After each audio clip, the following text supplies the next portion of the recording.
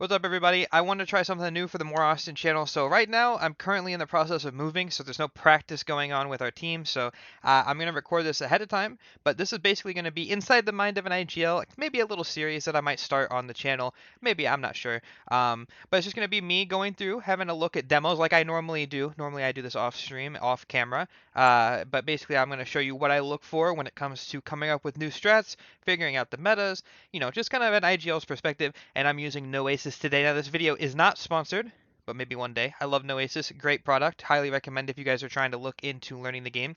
Now, the reason I prefer Noasis as opposed to the in-game demo viewer, which is obviously free, is because when it comes to Noasis, you can see the entire radar, and you can on CS:GO as well, or sorry, CS2 rather. You can see in CS2 as well, but I like this a little bit more because you can draw on the radar. You can kind of go into experiment with a strategy board. Maybe you want to come here and draw something up and explain it. And it's kind of just like, you can put people around.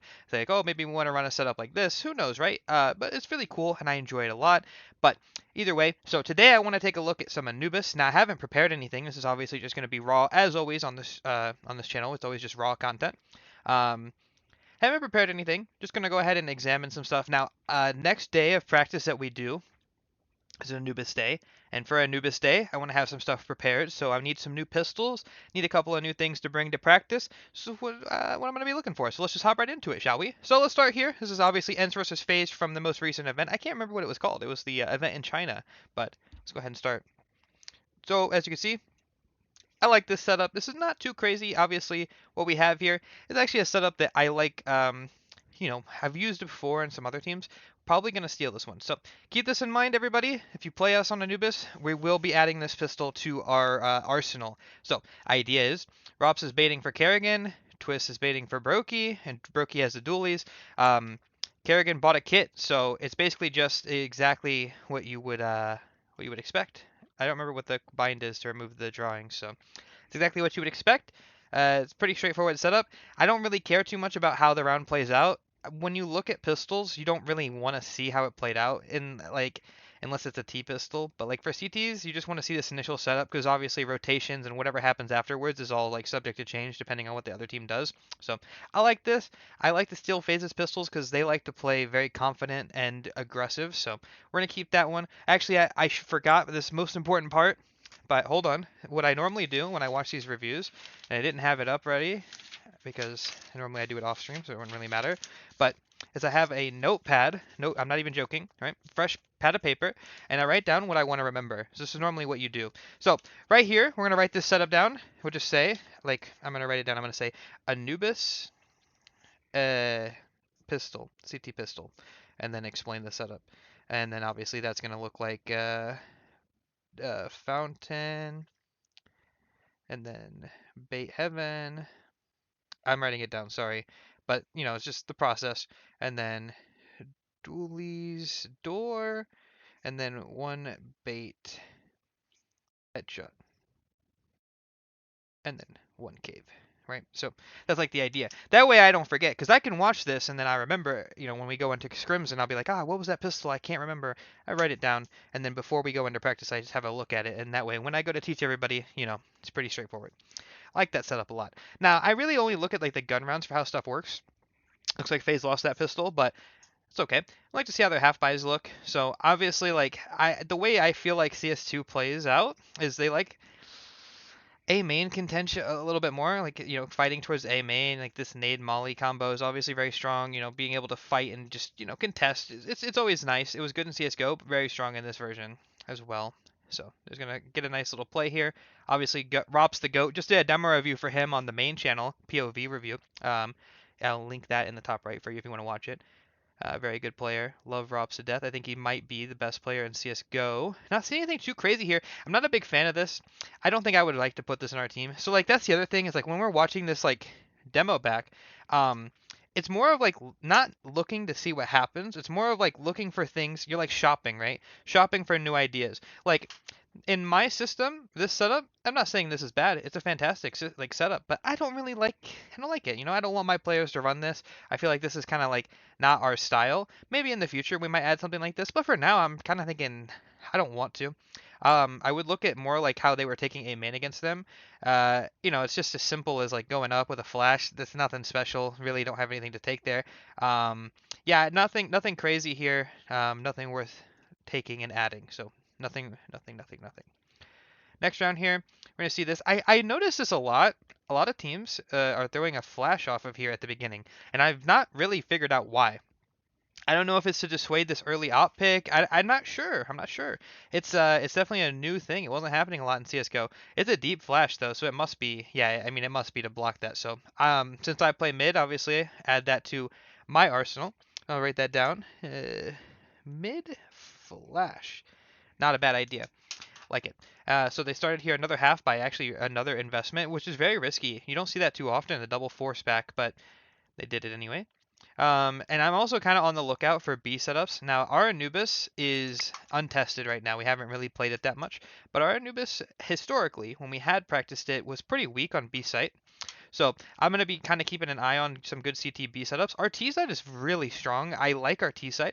The only thing that I really want to change about it is I just want to come up with a set way of taking A main. So that's like what I'm going in with this demo, like looking for a way to take A main on CT side, or T side rather, and then looking for some nice B setups for the boys to run. Because right now my solution is normally for B setups, I'm just having Cactus play triple with the op, which is completely fine. But I don't want to have that be something that we're reliant on, because if the only way we can hold B is to have our opper start there, then we're weak mid and A, right? Like I can have Logan start mid with me, instead of A, but then we're weak A, and like it's something that can get exploited later on down the road. Not right away. I would call that a band-aid solution. Like it works, like but in the long run, it's not great. So. That's like what I'm looking for going into this. So we see some E-box control here. It's like again, I'm not really seeing anything fancy. Like I don't really care like about this engagement too much. I mean, it's like just a risk. IGL call Snappy would just say I'm gonna go kill him. Plus they expect to be against a full eco, so nothing crazy here. Let's go ahead and see if we can find something here for a main. Nothing yet. I like this setup. This is something, another half buy. This is an interesting setup that they're running. This is a half buy setup. Let's see how it looks. This is not something I'm against running in the future. Let's just see how it goes over here towards this B side. Looks like Kerrigan and like it's kind of like baiting for Rain. Snappy again looking for those kills. He thinks they're saving again, which they are. Rain gets a trade. They're kind of like, doing phase things, getting the deke shots off. Nothing too crazy here. I really like the way that they're taking and fighting here, but again, I'm not seeing anything that I like too much. Um, Nothing I want to take for our team. I think the way we play is already pretty defined. Like we're just kind of looking to improve and add some new setups. Like our default is fine. I want to strengthen it, have more ideas in case we're getting destroyed in a game, right? I could say, let's do that setup that we learned, right? Nothing yet, and that's okay. I mean, maybe we will watch like 10 demos, in one sitting. I'm not even joking, and that's something that I've done in the past as an IGL. Maybe not 10, but you sit down, you watch a handful of demos, maybe 4 or 5, just to kind of, I like this one. Maybe I watch an entire game and I take nothing. Happens sometimes. But more importantly, what you're looking at is you're you're figuring out the flow of rounds. Like you're figuring out what's meta by watching so many demos. And even though I'm not really discussing everything that I'm seeing, I'm picking up on small things. Like we have two of the best IGLs in the world here in the server, right? At the end of the day, Snappy versus Kerrigan, like both of these guys are very talented IGLs, and I kind of like how they call. Like they're putting a big focus on, B, E-box on T side, and Kerrigan obviously is putting a big focus on these half buys where they stack towards B, half buys where they push A main, like trying to make plays early. They're kind of like trying to play into like letting them have mid. Maybe that's something that they're setting up, but I'm kind of keeping an eye on that as well. Okay, so we have a first gun round here. Looks like they're gonna go for more of the same. This time I'm seeing what we have here is a little bit of delay util. Rob's smoking off A main, Twist mollying B. If you're an IGL, when you see this, you kind of have an idea, like they're both delaying for something, right? Not to say that phase are telegraphed, but sometimes it happens, right? They're doing the 3B setup. Now, this is something that, of course, that we like to run on my team, and this is nice. So this will be, somebody in the back of the site. Rain's playing this E-box angle, which I remember watching this live, and I remember that Rain playing this angle. Funnily enough, check this out. I am in the server. So Rain playing this angle right here. Now you really didn't know you were getting a full-on practice session. He's playing this angle. This is a LAN angle, is what I call it. So he like jiggles right here, but when they start to come up, he is here. And the reason this angle is so good is because the guy, sorry, I have a notepad on my desk. The guy when he comes up here, he's not expecting this, right? Like he thinks like this part, maybe he's like looking jail, but he's never really expecting that angle. And the reason I call it a land angle is because online you might struggle to get this kill. They might run past you, right? But on land, it's a lot easier to get that because, you know, they can't run past. And I like this a lot from Rain, and I'll definitely be talking to them about this setup. So the idea is, of course, like Kerrigan's back sight, he's jiggling, Brokey's opping right here. As soon as Brokey takes a shot, Kerrigan's gonna smoke B main, and then they're gonna like focus on this guy, right? Like Rain's gonna lock this down, make sure they don't try to take space, and then the plan is to probably have Brokey reposition. Now I don't remember the exact round, but let's tab back out and let's see if that's what happens, shall we? Hold on, no editing for this video because I'm lazy. So yep, so Brokey's like, he's prodding, right? We're looking at Brokey. Who cares about what happens mid? I don't care. I'm looking at the setup. This is something you have to make sure that you focus on what you're supposed to focus on. Don't just get distracted because stuff's happening mid. It doesn't matter. I want to see how they're reacting, right? So Brokey's prodding off of the mid pressure. They're kind of looking. Again, we're seeing this. Kerrigan actually groups up with him, which is a small detail. So there you go. There's the setup, and I can explain this to him now. This is exactly how I'm going to explain it.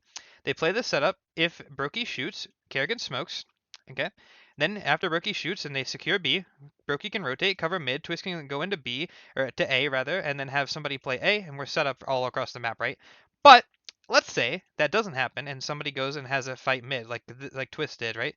Well, when that happens and you think that there's a lot of mid stuff going on, and we know there's somebody E-box because, you know, Rain's been exchanging utility with him, you can do this info push towards B, where you have your opper walk up and you have a rifle with you. So this would be probably on our team Feral and Cactus, right? So they would walk up and push for info in towards B main. A real shame this doesn't work out, by the way, because in theory, this is good. The problem is that it's hard to make these it's hard to make these plays look perfect because I'm assuming when Twist, you know, takes this fight here, he says more mid, right? And so in their mind, they're like, well, mid, you know, probably not as many people towards B.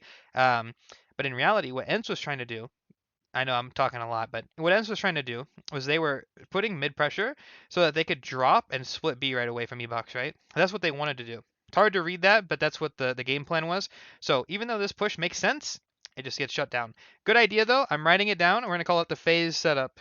And you're probably thinking, Austin, well, if you call it the phase setup, then what are you going to call the next setup that you take from phase? I don't know, but we'll come up with something. Maybe we'll call it a color. Maybe we'll call it like whatever, like anything that comes to my mind, you know? And you just label a setup, and that way when I say phase setup, they all know in their head after I teach them phase setup, and then there we go. Now, the best part about a video like this is that for those of you guys that do watch this, when we go into our Anubis practice and I'm explaining strats to people, you're now going to have some behind the scenes information because you're going to be like, I already know what Austin's going to teach him. Let's see how it goes. And then you get to see how it works. And then you get to, oh man, it's like you're scrimming and not even scrimming with me. Lovely. Okay. Now, one more thing I did want to pay attention to, I forgot, is I wanted to see how, was it this round? No, it's this round. Wait, no. This round, sorry. I wanted to see how the mid players reacted off of this. So, yeah, so Twist just goes for the long rotation because he wants to come around. Rops pushes A main, all standard. Okay. Round 5. Let's see here. Going towards another one of these V setups. Actually, this is the same one. Sorry, this is the round I thought I was looking for. My mistake. So, once Twist gets spotted here, rotates come in. Ah, yeah, okay. So this was a tough round. They win this round, I'm pretty sure. Yeah, because Rops is him. Okay, I like it. I like their reaction. Okay, next round here. This is what I want to be able to do. I want to be able to do these 2B starts confidently so I can have Cactus start the op mid with me. So let's see what they do 2B. So they molly B main, of course, very standard.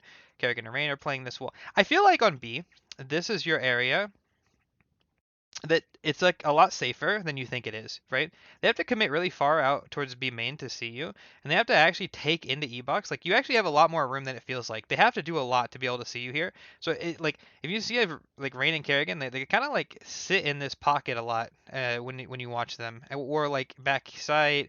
You know, there's like a bunch of safe zones I feel like that you can play. And I think understanding that is very important. So when I talk to Tristan and Farrell about B, I'll kind of explain this idea of like I feel like this is like a safety zone, like to start, like this area, and then obviously backside safe, you know, here. I'll explain there's like zones that are safe to start, like in this area.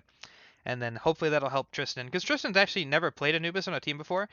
He came out of retirement to play on this team, so I gotta kind of explain the Anubis meta a little bit to him. He's a little behind, and that's not his fault. He's doing very well, but yeah, we'll explain that to him. Start with the B main, util Molly kind of playing in towards double cave, risking this. I mean, obviously they did start their opera here before, and Ents knows that. So I feel like leaving B main unsmoked is kind of like one of those things where it's like he might be opping, so you don't want to peek it, and they're able to save an extra smoke. I'll write that down as a concept. Just not smoking B main. I'll show you my notes at the end of this as well. Opper could be anywhere. I'll remember, but I'll write it down. Okay, this is really strong, especially since Rookie hasn't been spotted in towards mid. Now, when they do this, let's see what they do in mid, just as a reaction. I'm not really too worried about what Rops is up to. I told Logan, if he wants to do his own thing, he's kind of on an island. Like, honestly, like, I know this is kind of weird, but from an IGL's perspective, like, I don't really care what he does because he's his own entity, right? Like, I don't really need to tell him what to do. It's whatever he's comfortable with, right? So what I might tell Logan is instead of like giving him ideas, I mean, I could. It depends. If he needs help, then obviously I will. But what I would instead do is say, listen, Logan, go watch some Rops, or whoever else plays here, Bit on Navi. Go watch some Rops, some Bit. Come up with some stuff that you like and make your own playstyle. That's what you do when these like individual players is you kind of let them do their own thing because it makes it easier, first of all, because you only have to worry about 4 people in a setup. And second of all, this guy is going to be doing his own thing. Plus, it's normally a smart player who knows what you guys are doing and can react accordingly, right? So the idea being that Rops knows we're fighting heavy towards mid and B, so he's not going to play like an idiot and go into A. But I shouldn't have to, like, I don't have to tell him that, As an IGL, there's like some give and some take. Like, I don't have to tell him everything to do. Otherwise, my freeze time looks like this. Okay, guys, I want you guys to play the phase setup at B, cactus cut, or I'm going to play mid, I'm going to put presence, and then I'm going to do this, and I'm going to have a flash over in case you guys need it. And then also, Logan, don't push A main it, but you can put a little like it's too much to say at the beginning of the round, right? It can be a lot more concise. The point is, okay, guys, let's run the phase setup. I'm gonna have mid control. Logan play passive A, and then he can go into Logan can say passive A. Okay, I have a couple of things I come up with for passive A, and I'm gonna do one of them this round. You know what I mean? So easy. Or I could say Logan play aggressive A. It depends. We can show multiple looks. It's very very fun. But yeah, so I like this. This is the angle I was talking about. The LAN angle again. Very hard to get this kill online, but I'm sure that my boys could probably do it. Very good from Rain, by the way. Oh, I love Rain. My favorite player. Cook in this round. Need to do a Rain demo review at some point. Yeah, very strong setup. I like this. I like this a lot. I'll tell them to write this down. I'll tell them this will be a default start.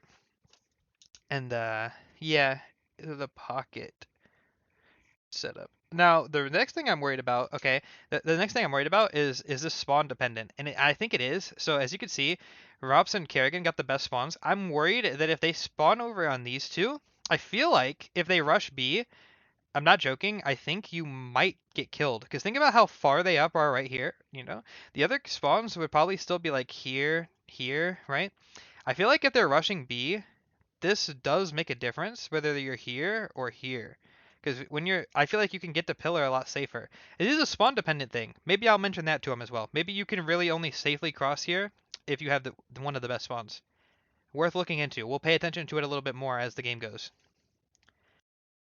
I've never played B before, so I don't know these things. Okay, so Rain and Kerrigan, best spawns, do the same thing. They both have the best spawns again, so they do this like aggro setup. Mid pressure again. I was worried this was the same round, but it's not. Wow. Look at that. Look at that. What a crazy thing from Nerds. So one of the benefits about Noasis is, as you can see, Nerds just threw a nade that lands on Rain's head here and towards B. So what I do is right before Nerds throws this, I'm going to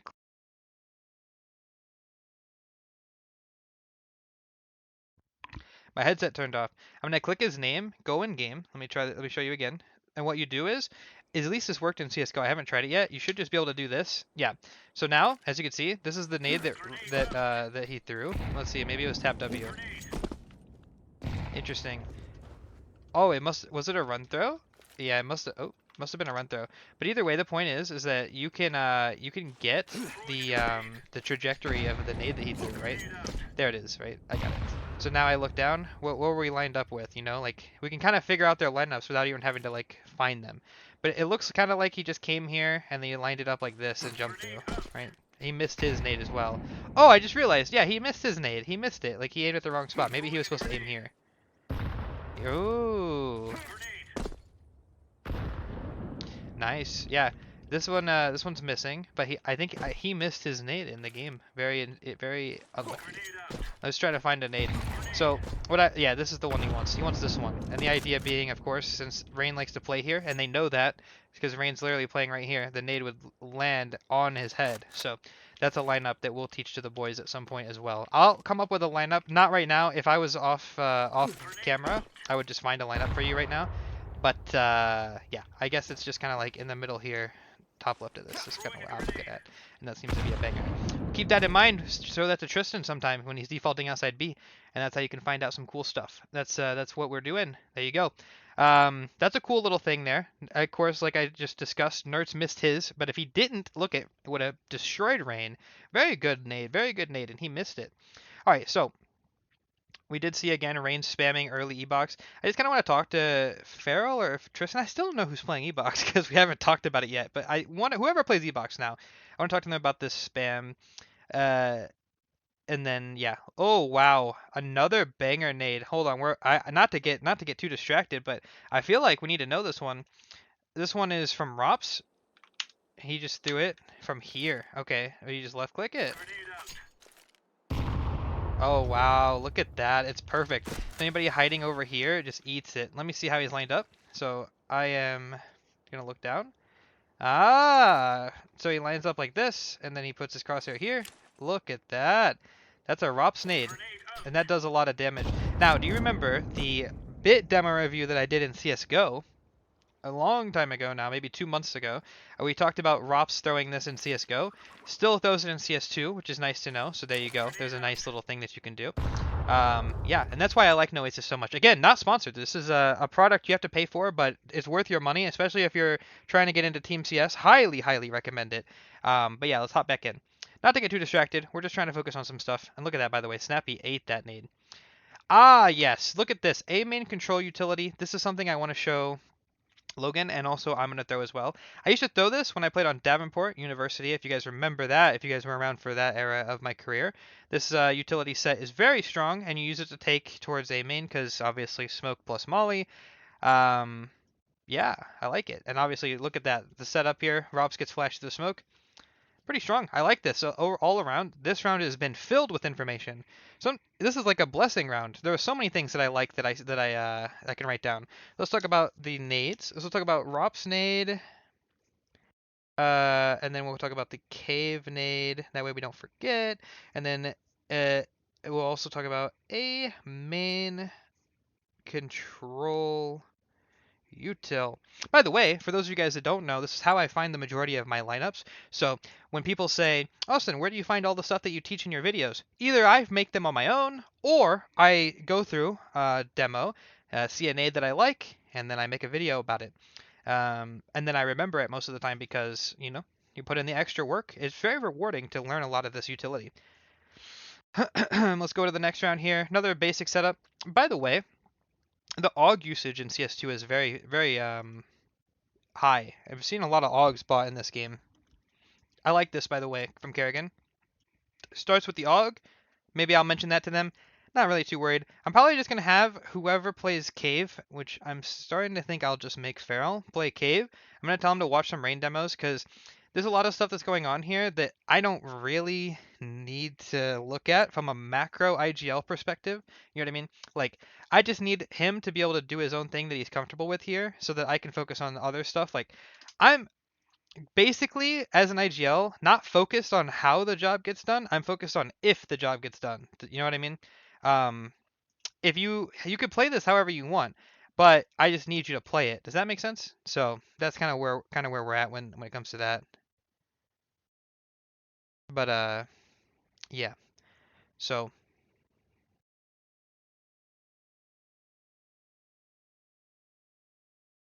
yeah. All right, next round. Oh, no, this round still. The A main control util was used. A nice A exec.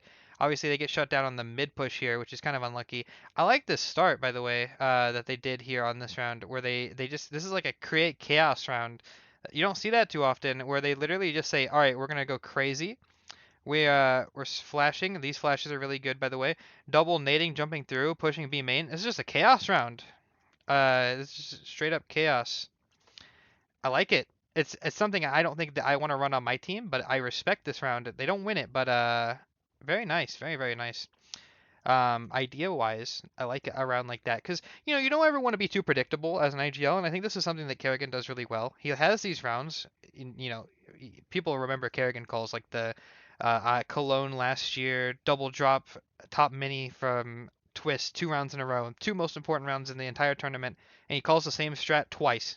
Like, wow. You know what I mean? I like this from Kerrigan, like having a round where you just create chaos, and then I think that that's really cool. I like that kind of idea, and yeah, overall very good, very good.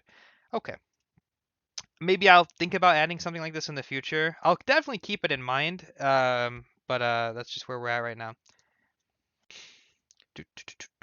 Okay, so again, this round it's kind of like an eco. By the way, when you see their loadout on the right side, this is one of the benefits of saving so much. They always have guns. Have you noticed every single round on these saves, they have like random rifles and stuff? It's just like the save beta is boring for the spectator, but it's a requirement. Like genuinely, you need to save so much in this game, and I don't know if that's ever going to go away. It just is what it is. It is what it is. And later on in this game, you're going to see they save every round. Like when we watch ends on their CT side, they're saving every round. Wow, this is a crazy eco setup. Crazy. Rob says this hero rifle. Do you think we steal this for like a half buy? Give up mid, let Rops do his own thing? Yeah, I don't see why not. I mean, can't hurt to have an idea on an eco. I'll write it down. I'll write up the 4-man B setup. And then for me, what I'm going to do is, because I don't want this video to be ages long, I'm going to write down round 10 for myself. That way I can come back and see this and I can explain it to them with the picture. I feel like this is one of those things that as an IGL is just best explained by showing. This one, I don't need to talk for ages. I just say, look at this. You're this, you're this guy, you're this guy, you're this guy. Easy. So I like that. I like that setup. Don't even want to know how it works. I don't. Then you remember again, as IGL, you don't care how it works because the theory on it is nice. It doesn't matter how it works on paper. Who's the winger? His name changed. Rain's name changed. All good. Um, Look at this. Look at this. I like this. I like this because Kerrigan has been buying the AUG consistently. What he does is he starts like he's an opper. Okay, he starts like he's an opper. Let's Brokey play. And the reason this is so good is because since Brokey's not a B player, they're expecting that if Kerrigan's playing like this, that Brokey's somewhere else, right? Like this is one of those things because you can remember. It's easy to forget that your opper gets nameplated the most. Like if you don't remember what nameplating is, it's when you pay attention to who plays where. That way, if I were to ever see Rops on, like let's say, sorry for this quick aside, but let's say I spot Rops and twists in mid right here. Like we go through mid and we get a lucky double kill through the smoke. Rop's dead, twist dead. Wait a minute! All of a sudden, I know the opper's A because they won't leave A open, right? Like let's say they threw this molly right as well, because most of the time when the opera starts, he still throws the same utility that the A player has been throwing. All of a sudden, since you know somebody's A and the A player is dead, you know the opera's there. This is how it works. Like the opera always would play there. The opera can solo A, like that's like Anubis stuff, right? If you kill the A player, 90% of the time the opera is literally going to be A. So you just snap B. Like I like to use that word snap. Like you don't hesitate. Like think about how fast it is. Snap. You just right? Don't hesitate. When you say snap B, go. Like whatever you're doing, don't care. If you're in danger, then obviously, if you're in the middle of a fight, you continue. But if as soon as you literally like as soon as you can, we snap B, we're going B right away because we know the opera's at A, so we want to try to beat that rotation, right? So that's like something that you look into. So the point is that all of this is just to say that because Brokey is normally an opper, if you were to ever kill Kerrigan, or maybe Rain goes down to somebody coming through E-Box, right? And you see Kerrigan, you're like, where's the opper? You don't expect him. Like, since Brokey's hiding on purpose, by the way, since it's Brokey, he knows that if he dies, people are gonna know. But there's always that question mark. They don't know if Broky's opping. They don't know. They have no clue. And so if they never see him, they just assume that he is. It's a gun round after all. So hiding somebody, hiding your opper like this is very strong, very very strong. So that's something that we might be able to do in the future. So if Cactus is ever rifling, we can tell him to hide. Now the setup itself, I don't care too much about. Obviously, Kerrigan's just posted up because he's got the AUG, and I like that about that. And I'm gonna mention that to Tristan whenever I tell him, just you can buy the AUG and just post up. But I mention this, like if we ever have the Opper, we can hide him somewhere, right? We can hide him backside, we can hide him jail. We call this pizza on our team, but I still think it's called jail. I would call it jail and pugs. It doesn't look like a pizza at all. Anyway, um, let's rewind it back. Let's focus on A main here. So the A main control, this happens sometimes. I talk about this a lot in my stream, but like every once in a while, you can just run into A main, especially if they don't molly, because I don't know. Is there something about playing A where you can just sometimes get away with this? I don't really know how to explain it. By the way, I remember watching this game live, and I know that this is a hard anti-strat on ROPS because Sampaius literally comes up here to op this angle specifically. That's crazy. But anyway, the point is that sometimes you can get away with this because as an A player, you're not constantly mollying this, and sometimes even if you are, you're mollying it from here. There's actually a timing if you get the best possible spawn, which I would be willing to bet that if we rewind it, Sampaius got the best possible spawn, where if you have the best possible spawn and they don't, which ROPS didn't, you can sometimes beat them in here and go for a pick, right? That's another one of those things that you can just get away with, which I like. This was a really good round, and I'm gonna mention this to Cactus as well. So that's the T side thing. I'm gonna mention that down. So we go A op pick, and then I'll write down the round. This is a round 11, and I will write this down, and I'll show Cactus exactly what I want him to do. So now that I have a new op pick that I want to bring up to Cactus, I need to know what prompts this, like what goes around it. It's one thing to just say that's the pick, but what's the supportiveness of this, right? So they have one guy, Smoke Off Heaven and probably Molly Half Wall, right? So let's see it. Yep, there it is. And then once he throws this utility, which we've discussed, he also throws the God Flashes. Snappy, what does he throw? Snappy's actually throwing nothing. He's just there, right? There you go. And the reason I think that, and I would just have to guess on this, but the reason that they're doing this is because they want this guy Fountain, like if he's here to you know, be baited to peek and Snappy will trade him. And then obviously this angle is going to be blind, which makes this op pick even easier for Sampaius. Not bad. Yeah, no, I like that a lot. That's a really good round. We're definitely adding that to my Anubis collection. And since we already have the A rush, this also could be really strong because if we do the A rush and then we do this after, that's just a different look. Or if we do this op pick and then we do the A rush after, then they're like, oh, it's just the op pick again. I like that. I like that a lot actually. Very strong. Okay. Again, we're seeing whenever it would seem like Kerrigan or Rain get the best spawn, they're always making an effort to play this side of the site. It seems like Rain makes an effort to play this part of the site regardless. By the way, sorry for the name thing. Happens sometimes. They're always trying to play into E-Box. Starting out with the Molly here, the smoke is good, and they're just like contesting. I really like this play, by the way. So because I was zoomed out, you didn't see. But they set up this, me and Logan do this sometimes, where we flash through. They set this up, and basically this concept is, the way I explain it is like you create chaos. I say this sometimes when I IGL, but you create chaos. So we send somebody in, he does something completely ridiculous, right? Okay, Logan, I'm flashing through the smoke. Good luck, have fun. And the point is that while this is going on, the comms on the other team are going to be crazy. And I mean seriously, you do plan for this. What do you think VLDN and Snappy are calling here? He pushed through A main flashes, and then while this is happening, there's a lapse in communication, like good communication across the map, where somebody that was stairs, maybe he steps away from holding E-Box to look here, and they know that they've created chaos, enough chaos to the point where they can do stuff like this. Now they're walking through E-Box doubled up. They know that when stuff like this happens, chaos gets created on this side of the map, there's a really good chance that people aren't just going to walk out B main. Like that's just not going to happen, right? Like most of the time, right? So they know that if anybody that was holding E-Box, they have the timing on him. very good concept, very good idea, and I might mention this. This would be like a mid round. I would never structure like a round like this. This is not a name thing. Like I wouldn't say we're running this strat this round on CT side. I'd say like, okay guys, this round I'm gonna flash Logan through a main, and when I do, walk through E-Box Smoke. Super easy call, nothing crazy. It doesn't need any more explanation than that, because whatever happens after they walk through the E-Box Smoke, it's gonna be different every time, right? Like maybe they insta die, maybe they get 3, maybe they see nothing, and all of a sudden we see nothing A, and then we have a B stack or retake B. Whatever happens, happens. Pretty big fan of this concept. It's creating chaos, so that's why I like to call that.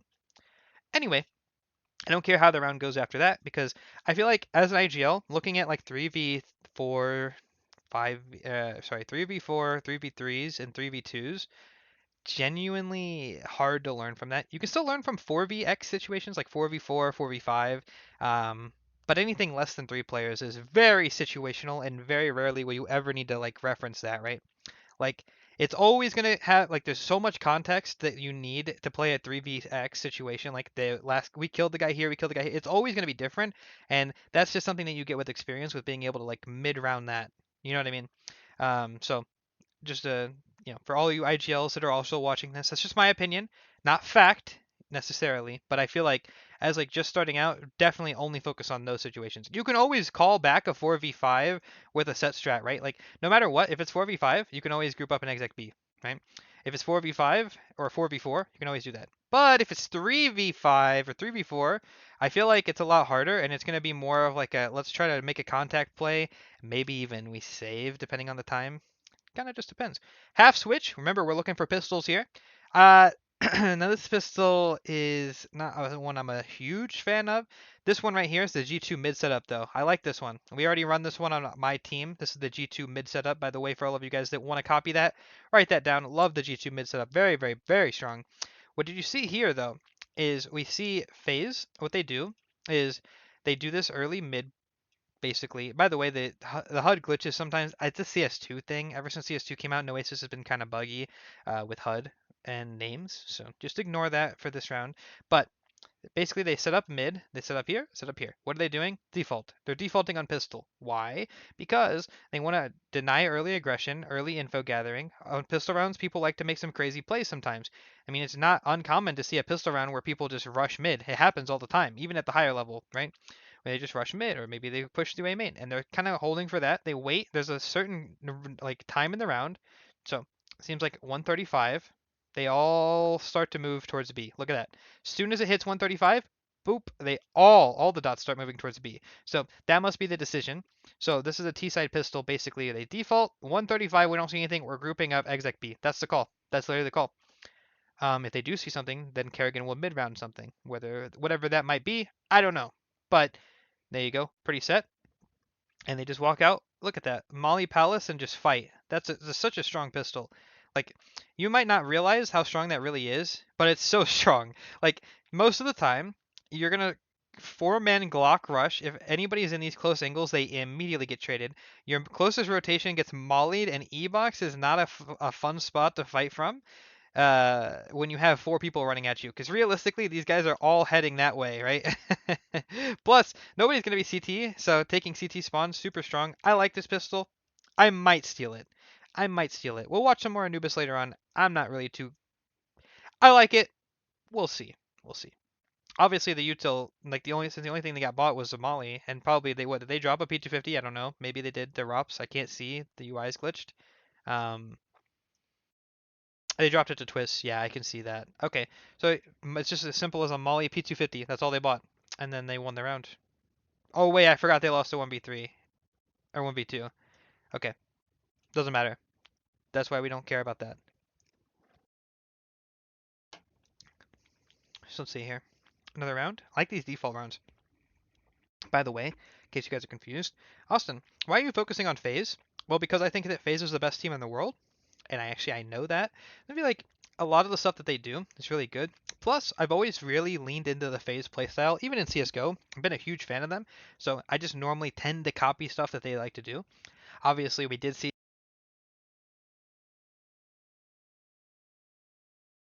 My headset keeps dying, man. We gotta wrap this up. Obviously, I did see some stuff that Ents likes to run, but you know, we're mostly looking at phase. So here we have another default round. Obviously, just the default spread, nothing crazy. We do stuff like this all the time.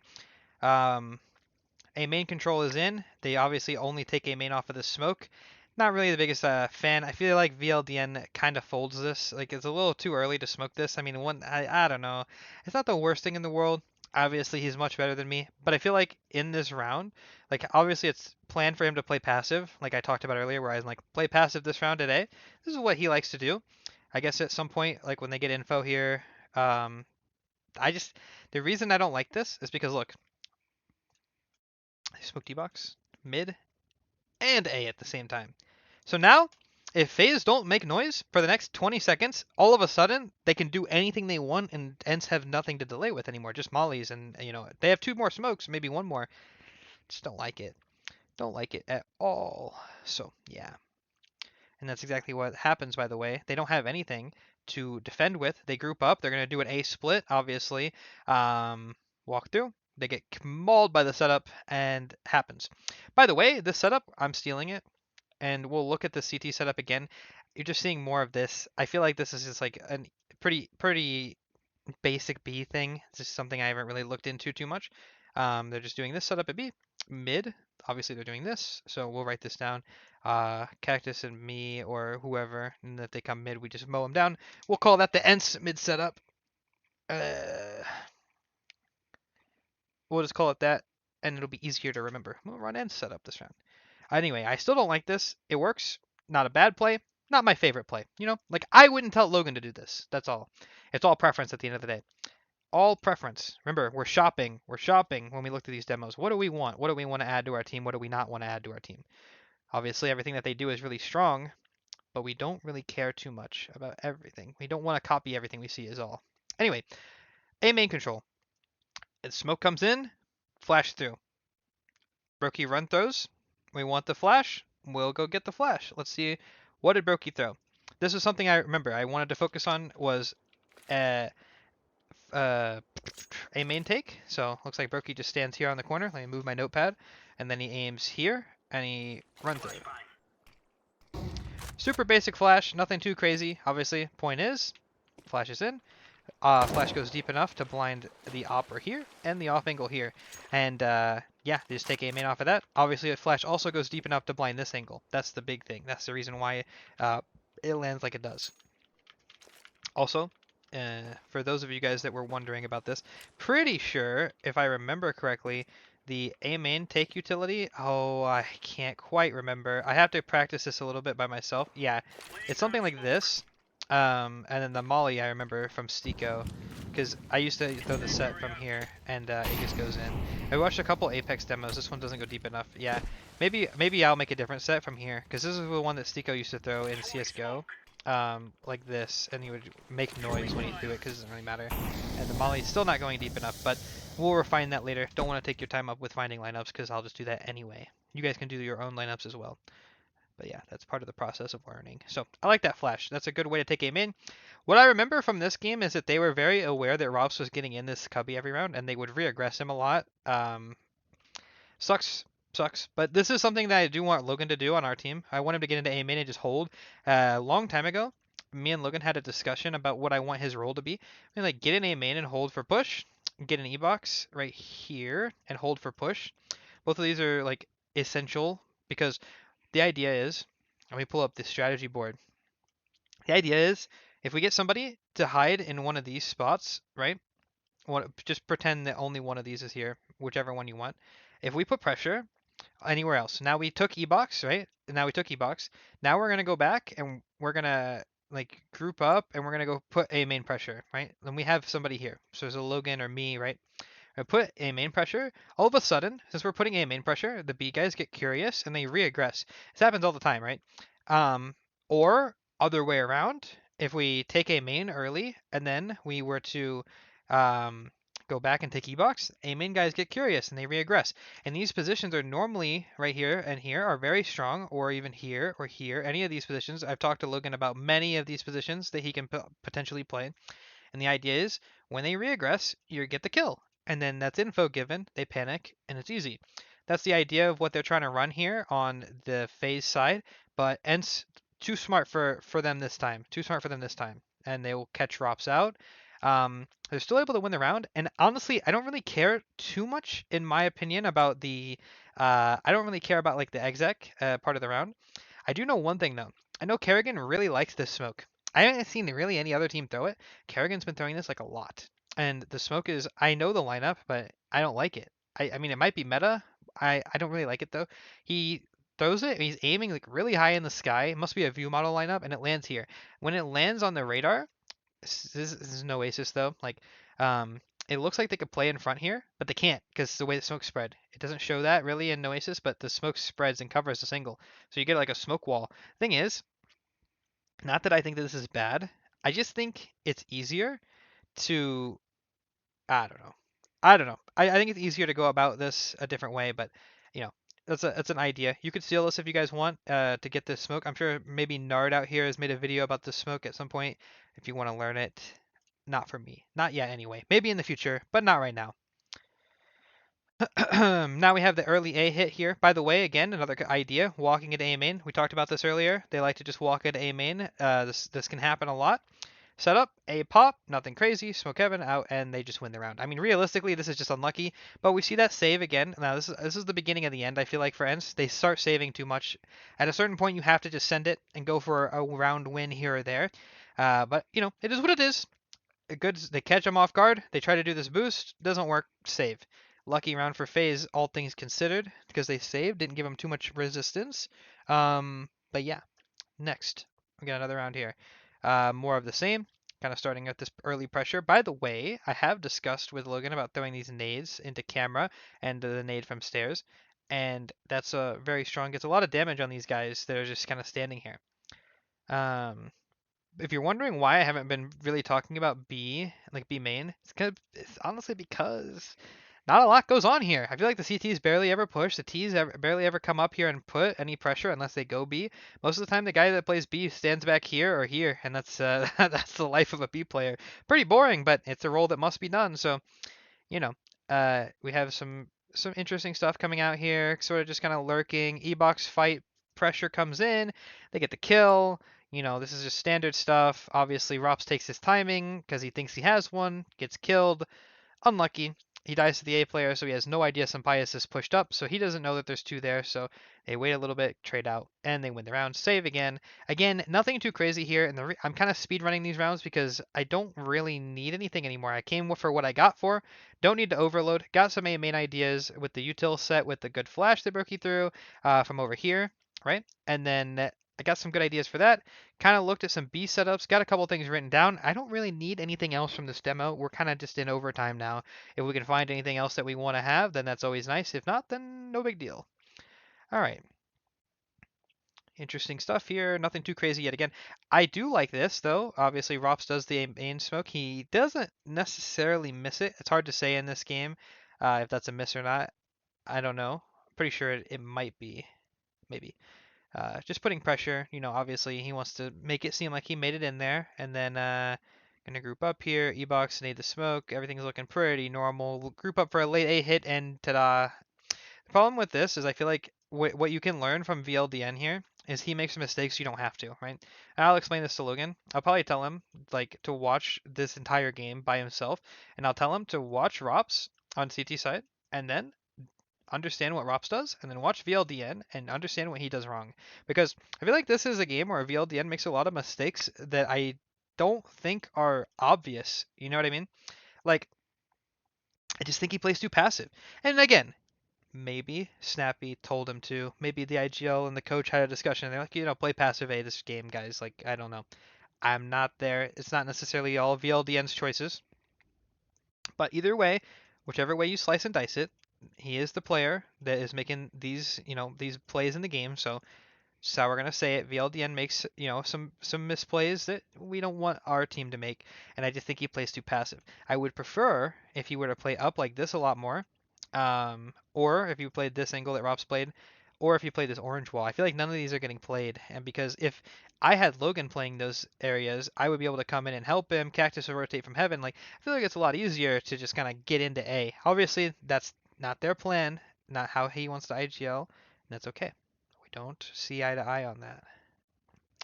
It just opens up the door for this, and FaZe recognized this earlier that whenever they get out A, they just save. And so they do. There you go. Part of making the comeback happen. And look at this. They don't even, like, again, they just save. CS2 meta, CSGO meta as well, it was. And they have to do this. It's just the reality of the game. You have to save. And I don't think that that's necessarily a bad thing. It's just, for spectators, it's boring. What do we see here? This looks familiar. Like that. And over here, just kind of crazy. All these smokes. It's like this every round. I don't know why. Now we did see this E-box smoke that gets thrown, by the way. Did you notice this? Look at this smoke from Brokey. It's a nice E-box smoke. I know this lineup actually, so that's always nice. Again, life of a B player. Nothing crazy again here. Mostly everything we talked about, except this time after all the pressure, Rops dies again. He had an unlucky game this game. And then they get Rain into an advanced position. This would probably be me on our team, and then they just call a B hit. B hit obviously looks a little something like these two smokes that we already talked about. Kerrigan likes this smoke and this smoke. Rain takes his timing, perfect timing by the way, destroys Nerds, and then they have Snappy on an island. What can you do if you're Snappy here? Get one and die. That's your best case. And then there you have it. Beautiful round there. Beautiful round there. Like the mid round there. Liked it from Kerrigan.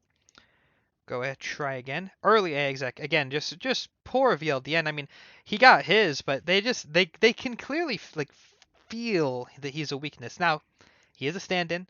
He's a great player. Again, we're not pointing him out, but when you're in the server playing to win tournaments, lots of money, take what you can get. VLDN obviously played very well this event, but he is still a weakness when it comes to team play because he's a stand-in. And unfortunately, he could be the best player in the world, but if he doesn't fit in the system, he's really easy to abuse. And, well, there you go. Fast early A exec. Let me see what they're throwing these days. So, looks like they have two flashes. Now, this one's interesting. I haven't seen this. They throw Brokey throws, the Rain actually throws the flash that we talked about, and then it seems like Kerrigan also throws one that lands up. I don't know why, because I'm trying to figure out what this flash doesn't do that this one does do. I think they blind the same things, right? Yeah, I'm pretty sure. Maybe it's just to make sure. No chances, nobody's blind. Again, remember I talked about this. Whenever the A main molly comes in, sometimes they run through. This is once a game, you can just get away with an A hit like this. Obviously, Rops throws this utility. We know this. We throw this on our team. Pretty straightforward here. Just a little A rush. They make it out. VLDN taken down. Post plant is in, and another save here. Yeah, another save here. Very well played from FaZe. Like the call. Perfect timing on that, by the way. I kind of like the flow of that. Like, look at this. Really close round. Oh, it was a close one. 2v2. Didn't really pan out. Oh, man. He saved an op. Saved an op. Wait a minute. Saved an op and a tilter of a round. Rush A! Rush A! That's the most Kerrigan-esque call I can think. It's such a good call. Really a big fan of that idea. Maybe we'll see that A rush come in. Obviously, when it would come into team practice talking about this A rush, I would probably not mention the second flash because the way I see it, and it's nothing against my teammates, it's any team I was on. If throwing this first flash, I just feel like it's a recipe for asking to team flash your boys. You know what I mean? Like, it's like, in reality, it's just asking for it. If I throw it, if whoever throws it, doesn't matter. It's just asking for it. So we'll probably just throw this one, which is completely fine. And we'll talk about this utility. We know this utility. They had Brokey throw this set as well. Super easy. Nothing too crazy. Love that strat from them. We might add that. I'm going to write that down. Fast A exec. And we can obviously have that idea down for T-side later. All right. Default round. Again, life of a B player. Not to make it a joke, but I'm trying to hammer it in. You don't do anything. That's why we're not looking at it because nothing gets done. I do like this though. They do the fast smoke here just to condition them. Maybe they're planning a B rush later, or maybe they just want to make it so that they don't think that Twist is doing nothing because, well, I mean, honestly, Twist is doing nothing. And to be clear, this is definitely not Twist just being afraid. This is a system thing. Same thing with VLDN. Just a system thing. Both of these players are kind of just there doing their jobs, doing what their IGL tells them. They don't complain because they want to win. So, not to, defend Twist and criticize VLDN, but you know, they both make mistakes and they both don't, but whatever. The idea is a lot of people when they first get into Team CS, they think that every player makes their own choices all the time. But the only person that's really making their own choices on a team like FaZe, like Kerrigan calls for the team, right? Rookie can op in a system, probably go for his own picks, right? But more than likely he's always doing what he's told. Rops Rops has the only power on the team more than likely as a lurker to do whatever he wants because he's always by himself. He can do whatever he wants on A. When he's lurking out towards A, he can do whatever he wants on A, right? Maybe he gets very few like do this now calls. Rain, dedicated entry, early aggressive rifler. Most of the stuff that he's doing is probably scripted to an extent. Like, okay, we're gonna throw this flash, early aggression. Okay, we're gonna set you up for this. Okay, we're gonna set you up for this. Realistically, the only people that are making their own choices here, Kerrigan, Brokey sometimes, Rops always, right? So, yeah, that's what you have to remember. And I don't know the rules that well on ENCE, but yeah, that's kind of how it looks. And if you give too many players free will, the team kind of loses a little bit of its its chemistry, and that's okay. People don't really know that at the beginning when they're learning the game. Anyway, so mid pressure, love this. Early re-smoke the house, molly the right side door, go up, take this. Obviously unlucky, lose a kill. Rain goes for his timing. He's taken his timing a couple of times. Goes for the timing, goes down this time. Rob's obviously putting a main pressure, kind of on an island. This is what I talk about. 3v5 again. I don't really know what you do here at this point as an IGL. I feel like it's just down to the individuals to make something happen. Like that. Unfortunately, I already know the result. Not a win. But what I would like to say is, I'm a pretty big fan of this round. This round worked earlier.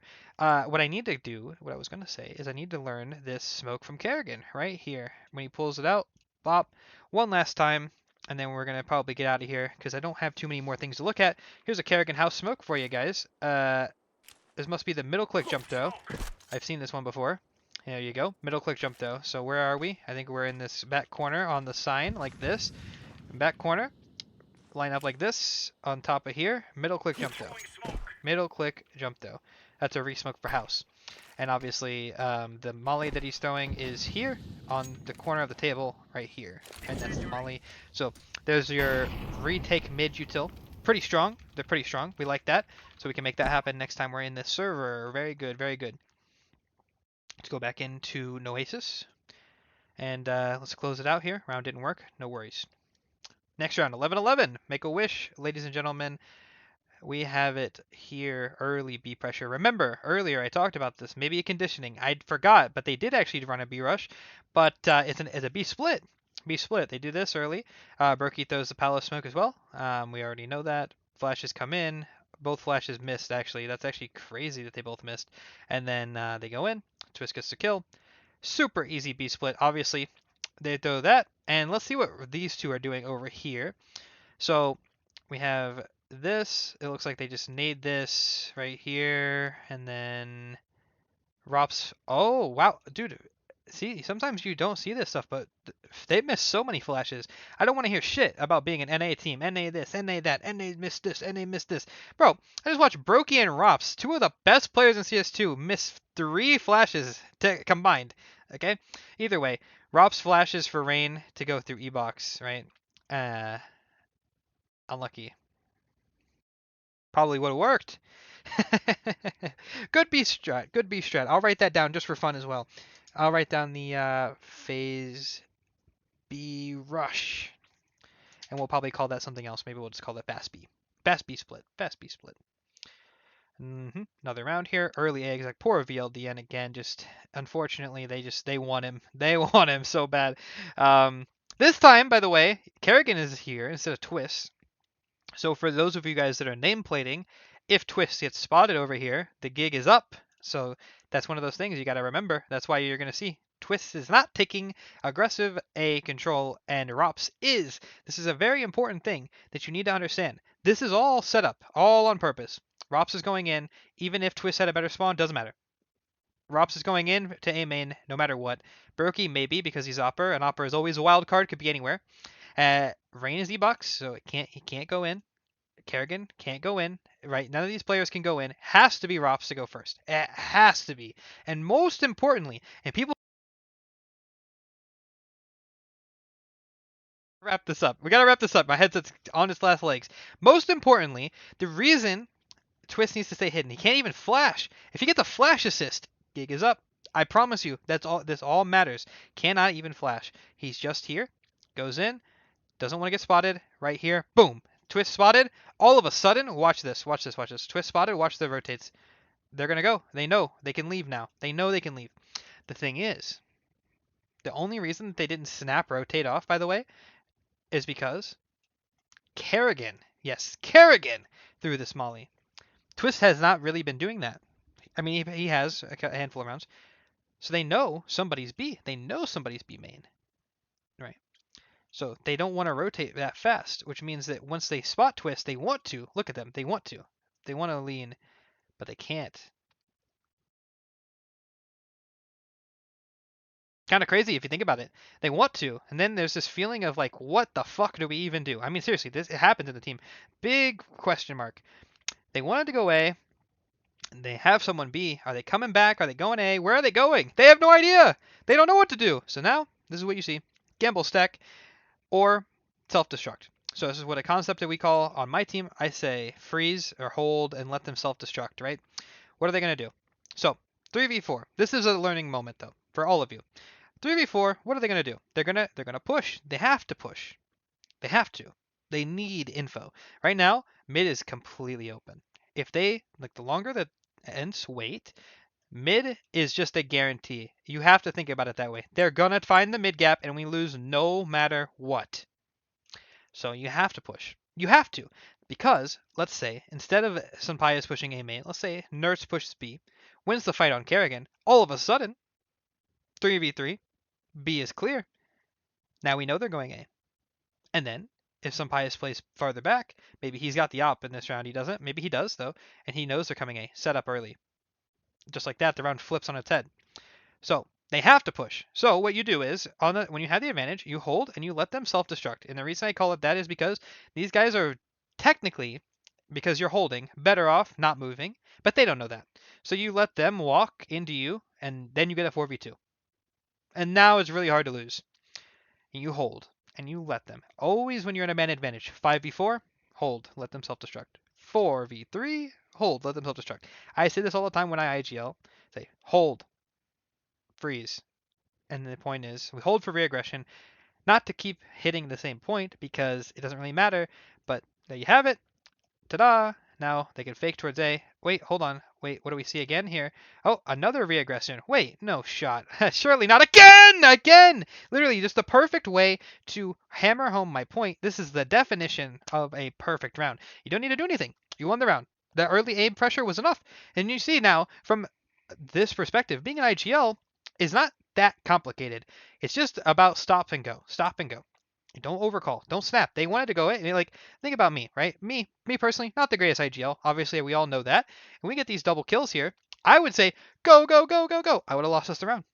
Very clearly. Would have lost us the round. Right? This was the difference between a major winner, IGL, GOAT IGL, and me. You think that that's enough? But he has the experience to know. Hold. He calls it. 11-11. Most important round of the tournament. Hold. Just hold. He doesn't care. Right? So that's what we're looking at. That's what we're looking at I'm learning from this game and I'm teaching you what I'm learning at the same time. Beautiful stuff. Love this. Love this. As we close out this last round, I would just like to say I've been very happy with the team stuff, the team content. I'm glad you guys are very much enjoying it. I would love to continue doing this for as long as I possibly can. I super enjoy letting you guys see this side of me, the more analytical side, the more team-based side. This is what I always did. Before I did content, I always did team stuff. I always did stuff like this off camera, never did stream stuff, never did YouTube stuff. But now I feel like I'm finally letting you guys see, and I'm glad you guys are enjoying it. If you guys did enjoy the demo analysis, let me know. Remember, Anubis practice is coming up in a few days. I'm going to be talking about all these things that I wrote down on this notepad. I'll show you in a second. We're talking about all these things that I wrote down. You guys have a behind the scenes little thing. And yeah, we know what happens from here on out. FaZe are going to close it out. See nothing crazy here. Mid nade from Kerrigan, by the way. Love that. Mid nade completely catches Senpai's out. So that's also really cool. I like that. They threw the stuff that we just talked about and then naded the smoke. Anybody that plays in dies. Wow, that's fantastic. Write that down as well. That's a beautiful little play. Get the mid kill, group up. Just a little simple little split to close it out. Lovely. Anyway, yeah, so I've been a big fan of this, like I just said. Hope you guys learned a lot from this. If you guys didn't like it or have any questions, like Austin, I think you're an idiot. You don't make any sense when you're talking. That's fine. Let's talk about it in the comments. I do respond to most of the comments. A lot of people have questions or concerns. Austin, you're not that good. Austin, you always talk like you know everything. Not really. I just kind of tell you what I'm thinking, and I have to believe that I'm right as an IGL because if I don't believe myself, then my teammates won't. Remember that. Most important piece of advice. You have to be confident as an IGL because if you're not, then how are you going to convince your team to go and do something that you say? If I'm like, guys, I don't know what to do. I don't know. I'm scared. But if I'm like, guys, this is 100% going to work. You need to do this. Then they're going to be more willing to believe me. And yeah, that's it, boys. That's it. This is it. Moving out of my house. Going to move out of the trailer. Pog. If you guys did enjoy, like, sub, all that. Appreciate you guys as always. Much love. I'm out of here. Got to charge my headset.